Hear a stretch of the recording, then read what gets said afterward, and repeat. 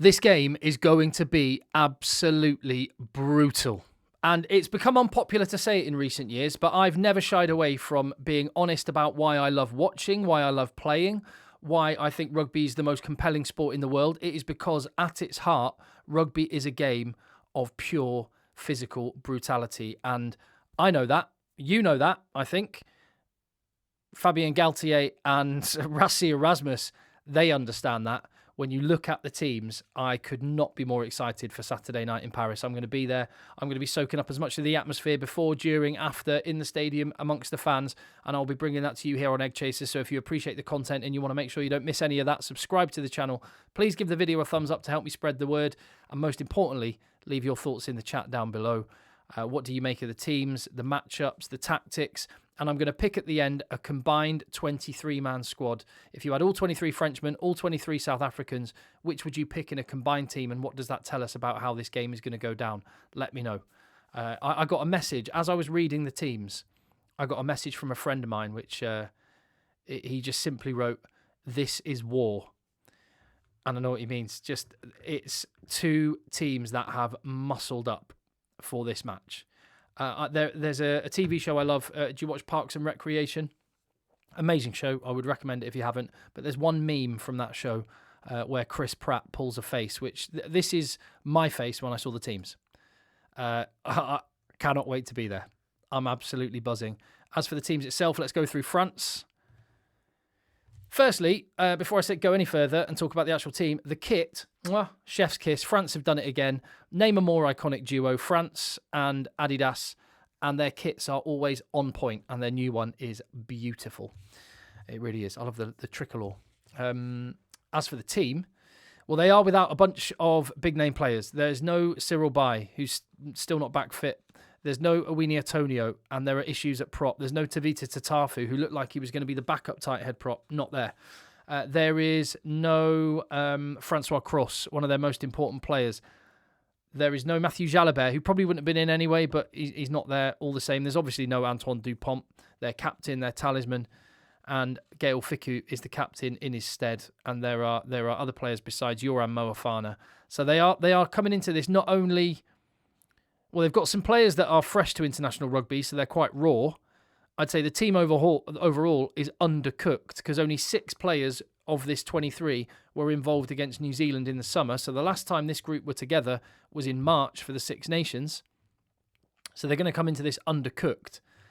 And yeah, but what they've done, it looks like to me like the tactic of Fabien Galtier is to, as I say, muscle up, go big.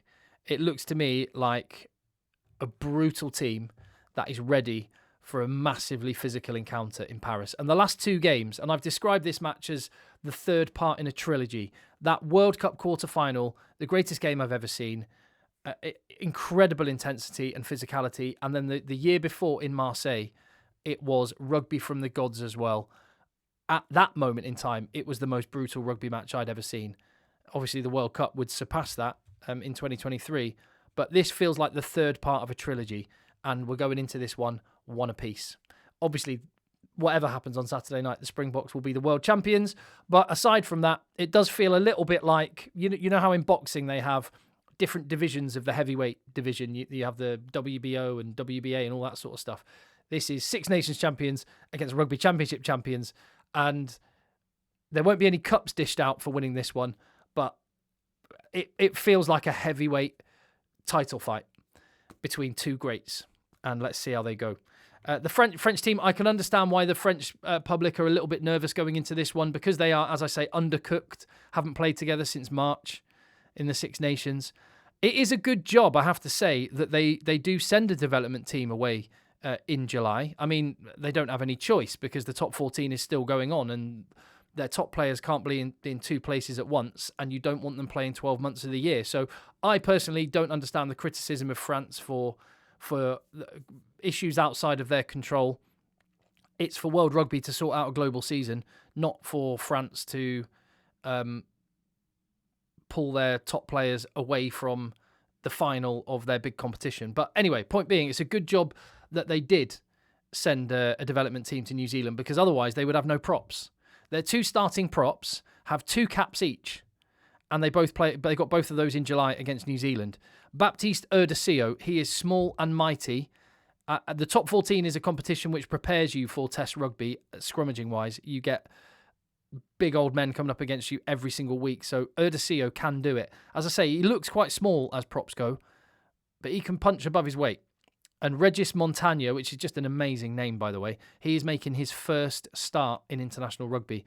Translates as mountain, so Regis Mountain at tight head prop.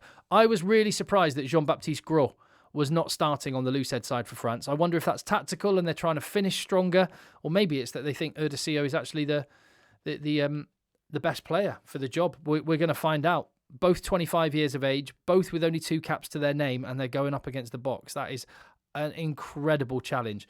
The good news for France is that it feels a bit more familiar in the second row. Miafu and Flamont are together again. Now, Miafu's had some injuries and he's just coming back into form. He's not quite cooking yet, but they've got Roman Taufifenua, another 130, 140 kg lock, maybe even heavier than that, ready to come on probably just after the half-time. And they do have, just like South Africa, they have 2 locks on the bench. Oridu is on the bench backing up Flamont. In the back row, this is where it gets really interesting for me. This looks to me to be 3 players who are your best defensive and ball-carrying back rowers. Mikel Guillard getting the call at number 8 is big. I mean, he is big. He is a massive man. He plays at lock normally, and for Lyon and a lot of his play for France, he played at number 8 in the summer against New Zealand and looked really good. He looked massive as well. And in a video the other day, I said, had he not played that one test, I think it was last year, Mikel Guillard would be winning World Breakthrough Player of the Year this year. And I think, award or not, Mikel Guillard is the breakthrough player of 2025 on the international stage. He looks ace, and he's keeping Gregory Aldrit out of the team. That's big. And Anthony Gelonche is just a defensive animal. Paul Boudehon is a defensive and ball-carrying animal. This is big. This is where France have muscled up the most. They're up for an all-out physical assault on the Boks. And I kind of respect and like that, because that's what you need to do. That's the absolute base level you have to get to with South Africa. As for the back line, pretty much as expected. Outside of the scrum half, it is interesting that Nolan Lagarec has got the call over Maxime Lucu. That's really interesting. I wonder if I think that might be to bring the best out of Romain Ntamak, because Lagarec is more like Dupont than Lucu is. Lucu is an amazing controlling, game organising, game controlling scrum half. And I think him in the last half hour of a game could be really, really important. Lagarec says to me that France are looking to come out 100 miles an hour. Their pack gives me that sense. It's mobile, it's powerful, and Lagarec, as a scrum half, he can put up good box kicks and all the rest of it, but if there's a little gap, if there's a support run to be had, he'll be the guy on the shoulder. So, really interesting call, that one. As for other than that, with no Moefana, it's the back line pretty much picks itself. Labeep Beep, who, if he has a big game in this one, could be up for World Player of the Year. If he has a big game in this, I think he could win World Player of the Year. Equally opposite him, Peter Steph Toy. I'll come on to the Boks in a second. But that is just, that back three is world class. Absolutely elite. A 6-2 split on the bench. Oscar Jegu has played at centre for some of that game against Ireland, and South Africa have got a centre who's a hybrid player as well. So it's really interesting how they match up. Just a couple of stats for you. France's average age of their squad is 26, and their average caps is 26. Compare that to South Africa, who have an average age of just over 30, and their pack an average age of 32, and an average caps of 61. So much, much more experience. And that is the story of the Bok team. Aside from Boan Fenter, who is an enforced change due to the injury to Oxenche, and aside from Sasha Feinberg, Sasha Feinberg and Gomazulu, who just demands to play because he's playing that well, it is a team with memories of playing in World Cup finals, in massive games. Huge experience. And that man right there, what an achievement. 100 up for the talismanic, the inspirational Sia Khaleesi. What a special night. That's just a little cherry on the top of the cake of the excitement for Saturday night. I was very, very lucky and feel very privileged that I was there to watch Sia Khaleesi lift that World Cup trophy in Paris 2 years ago. And I'm feeling equally privileged to be there and experience him running out onto the field for the 100th time. And what a man, as well as captain and rugby player. And he has been playing some of his best rugby in 2025. I've got my combined team that I'll be doing in just a minute. But yeah, experience. Willemse back in at fullback, Colby onto the wing. Very familiar back three. The two back threes, I mean, the matchups are everywhere. Absolutely everywhere. I cannot wait to see Guillard against Wiese. Just brutality from those two. The back rows in general. The back rows and the back three, frightening. Pieter-Steph du Toit, like I say, a big game from him in this one. And he could wrap up a hat-trick of World Player of the Year awards. But he'll be the first to say this is all about the team and the result. Boan Fenter is an interesting one coming in. It looked like Gerhard Steenekamp, who was on the bench last time out, might step up to start. Boan Fenter leapfrogs him, comes into the side there was some talk about Thomas du Toit starting on the Loosehead side. Definitely think the Rassie Erasmus has done the right thing with Thomas du Toit and then Wilco Louw, and that impact from the bench is massive. The other interesting calls is Lou Diaka getting the starting nod over Ruan Nokia, who is on the bench. It's an absolutely stacked team. Like I say, average caps 61. Average age just a shade over 30. This is a team for right now. And that's what I absolutely love about this. For all the talk of 2 years' time, this is a team selected for right now. No Quacker Smith on the bench is an interesting one to see, but Andre Esterhuizen in the number 21 jersey instead, which kind of lists him as a back row more than a back. As for a combined 23-man squad, what would you do if you had access to all 23 Frenchmen and all 23 South Africans? I found it really hard. I went for that. It's really difficult. So I went for Erdesio on the Loosehead prop side. I watch a lot of top 14 rugby. You may or may not be aware, but I'm involved in French rugby quite a lot. I acquired the rights for the French second division. There's a game tonight, actually, on my other channel, FR UK Rugby. 8 p.m. UK and Ireland time, that one kicks off. So I watch a lot of French rugby. Erdesio he wouldn't be the first choice for me to play. I would have picked Jean-Baptiste Gros. So I can only think if you've kept him out of the starting lineup, you've got to be pretty mustard. Obviously, it would have been Oxenche if Oxenche was there, which would have meant that it would have been 7 South African forwards out of 8. But, maybe 6, because I probably would have gone with Francois Cross over Sia Khaleesi if he'd been available. Point being, I guess you can summarise, whichever way you go, and some of the calls are a bit of a coin flip. Etzebeth Meafu are both incredible. Khaleesi and Gelon and Boudahon are both exceptional. Wiese, and we'll see about Guillard. Definitely picking Wiese right now, but Guillard is one to watch for sure. Maybe it would have been Malvaca if he'd been fit at hooker. But as it is, I definitely think South Africa have got an edge up front, and they've got the cohesion. They've got the games in their legs. 10 international matches in the last few months coming into this one. None for these Frenchmen together. In the back line, really tough call. I didn't find Louis Bielbiere and Colby hard, although Arendse and Penno are incredible. Those matchups are wonderful, but Le Beep Beep and Colby are elite. They're the best. Ramos over Willemse.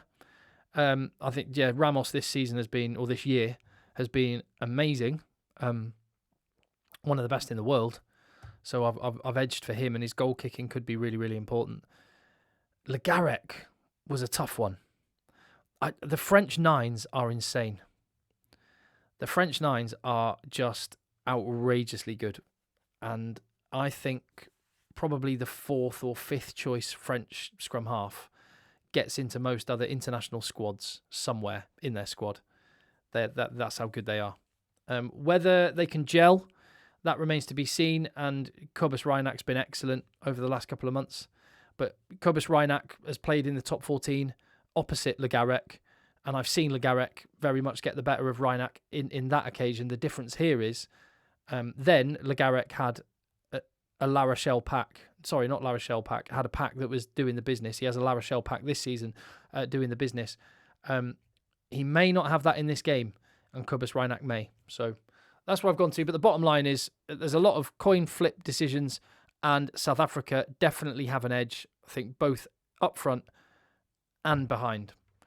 And so I would have to say that they are likely winners in this occasion. They will be coming in favourites. I know South Africans don't like the favourites tag, but you're world champions, rugby championship champions, France maybe Six Nations champions, maybe at home, but haven't played together since March. I think it's going to be furious. I think it's going to be brutal.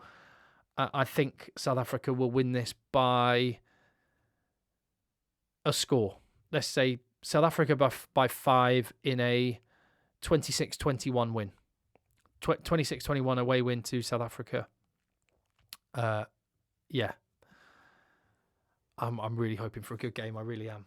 Quick reminder before I go that I have a live show coming up at the end of the month in Cardiff. Egg Chasers and Friends. I am not yet announcing the friends, but some very cool people will be joining me, and I hope you will be joining me if you're heading to Cardiff for Wales against South Africa for a bit of a beer and some breakfast before the game. It will get underway at 11 o'clock, doors from 10.